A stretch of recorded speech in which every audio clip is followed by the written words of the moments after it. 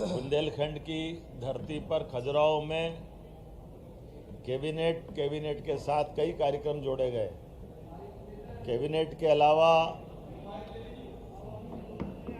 के अलावा कई सारे काम हमने जोड़े हैं, जिसमें जंगल सफारी, हमारी पन्ना टाइगर रिजर्व पार्क की बहुत अनूठी धरोहर है।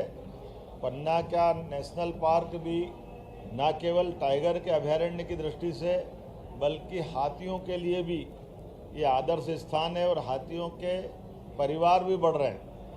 यहाँ कल पन्ना नेशनल पार्क में 10 नई कैंटर बस जो आरामदायक 19 पर्यटकों को लेकर के अंदर जा सकती है, जिससे पर्यटन बढ़ेगा, पर्यटन से जुड़े हुए लोगों को रोजगार मिलेगा, कई सौगातें मिलेगी।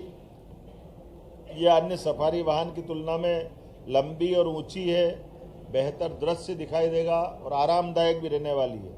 अधिक सीट उपलब्ध होने से एक साथ बड़े ग्रुप में उसमें जा सकते हैं।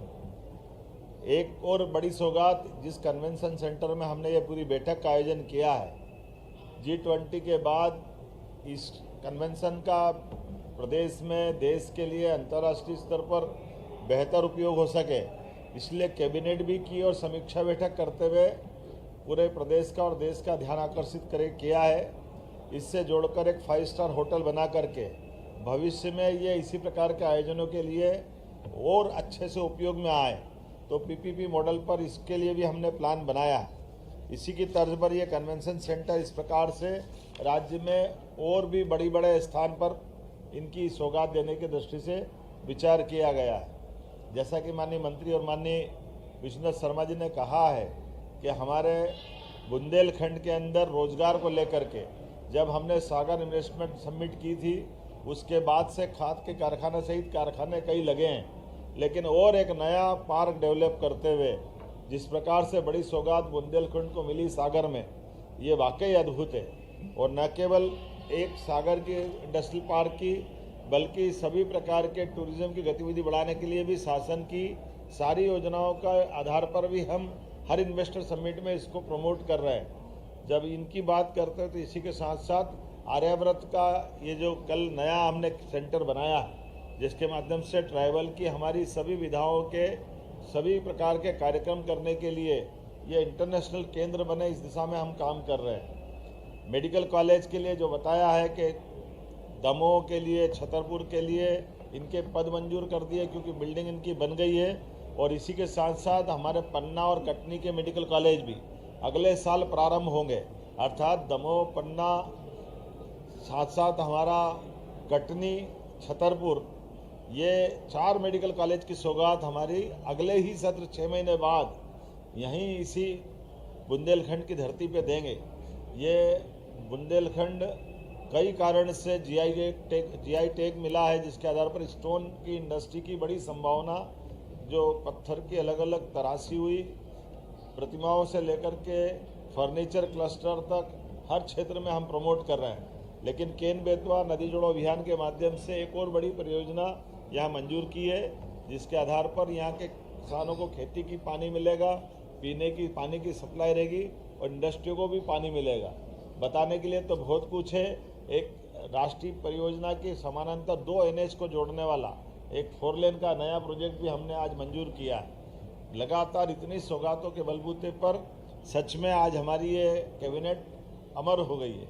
मैं उम्मीद करूँगा विकास के इस कारवां में लगातार हमारी सरकार के माध्यम से, यशस्वी प्रधानमंत्री के माध्यम से ये जो सौगातें मिल रही है, लेकिन उससे एक बड़ी और उपलब्धि भी यही बैठक चलते चलते भी हासिल हुई है। जब हम यहाँ समीक्षा बैठक कर रहे थे तो मैं गर्व से कह सकता हूँ कि मध्य प्रदेश नक्सलवादी आंदोलन के पंजे से बाहर आया है। ये एक ऐतिहासिक उपलब्धि है, राष्ट्रीय उपलब्धि है। यशस्वी प्रधानमंत्री श्रीमान नरेंद्र मोदी जी, यशस्वी गृह मंत्री श्रीमान अमित शाह जी के नेतृत्व में उनके कुशल मार्गदर्शन और सहयोग के बलबूते पर मध्य प्रदेश लाल सलाम को आखिरी सलाम कर चुका है।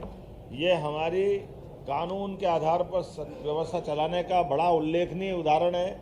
और ये उल्लेख करना पड़ेगा कि कांग्रेस के शासनकाल में इन्हीं नक्सलाइटों ने कांग्रेस के सरकार के माननीय मंत्री श्रीमान कावरे जी को घर से निकाल करके उनके गांव में चौड़े चौगान उनकी हत्या की थी।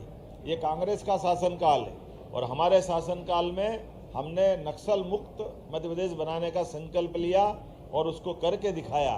बहुत सारी सौगात बताने के लिए है, लेकिन आज तो मैं समारोह करना चाहूँगा।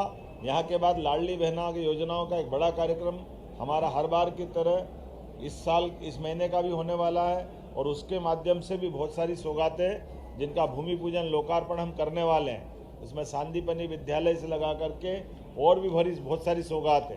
अर्थात बुंदेलखंड की धरती पर ये वीरों की और महावीरों की धरती है। यहाँ पर विकास भी है और विकास के साथ भविष्य की संभावना भी है। माइनिंग का सेक्टर भी है, इंडस्ट्रियल टूरिज्म के साथ इंडस्ट्रियल पार्क भी बनाते हुए सभी प्रकार से रोजगार दिलाने के लिए कांग्रेस के शासनकाल में जो बड़े पैमाने पर पलायन होता था उस पलायन को खत्म करके यहीं पर रोजगार के अवसर उत्पन्न करते हुए देश भर के बाकी लोगों को भी रोजगार देने की धरती हमारा मध्य प्रदेश बन रहा है, बुंदेलखंड बन रहा है।